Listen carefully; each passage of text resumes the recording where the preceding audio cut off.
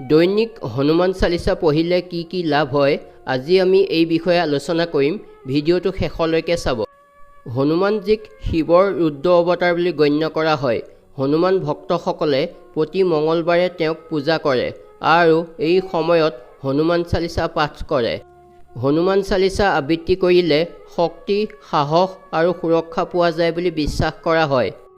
হনুমান চালিসা অবিহনে হনুমানজীৰ পূজা সম্পূৰ্ণ নহয়। হনুমান চালিসা কবি তুলসীদাসে ৰচনা কৰিছিল। শাস্ত্ৰত ইয়াৰ অতি গুৰুত্ব আছে। হনুমান চালিসা জপ কৰিলে শক্তি, সাহস আৰু সুৰক্ষা পোৱা যায় বুলি কোৱা হয়।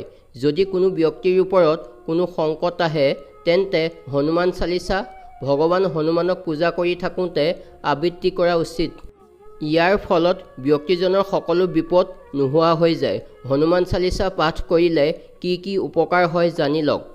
1 নম্বৰতে, যদি কোনো ব্যক্তিৰ ঘৰত দীৰ্ঘদিন ধৰি পাৰিবাৰিক বিবাদ চলি থাকে তেতিয়া প্ৰতি মঙলবাৰে হনুমানজীক পূজা কৰি হনুমান চালিসা জপ কৰিলে বিবাদ নাইকিয়া হৈ যায়।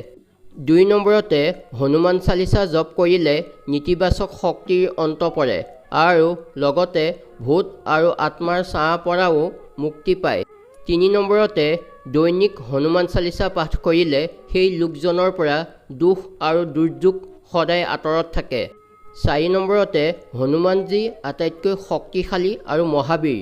ধ্যান কৰিলে মানুহ শক্তিশালী হয় আৰু শক্তি পায়। 5 নম্বৰতে, হনুমান চালিসা পাঠ কৰিলে প্ৰতিটো ৰোগৰ পৰা সকাহ পোৱা যায়। এই আবৃত্তি কৰিলে মানুহৰ স্বাস্থ্যৰ উন্নতি হয় আৰু তেওঁৰ সকলো যন্ত্ৰণা শেষ হয়। 6 নম্বৰতে, হনুমানজী শিক্ষিত আৰু প্ৰতিভাশালী হোৱাৰ লগতে জ্ঞানী।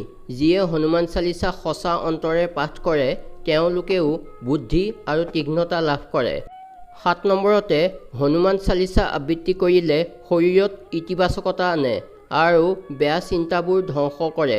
ইয়াক সদায় পঢ়িলে মানসিক চাপ নাইকিয়া হৈ যায়। 8 নম্বৰতে, ভগৱান হনুমান অষ্টসিদ্ধি আৰু নৱসিদ্ধিদাতা। যেতিয়াই কাৰোবাৰ সন্মুখত আৰ্থিক সংকট আহে তেতিয়াই হনুমানজীক মনত ধ্যান কৰি এই চালিসা আবৃত্তি কৰা আৰম্ভ কৰক। ইয়াৰ ফলত অতি সোনকালে লাভ হয়। ধন্যবাদ।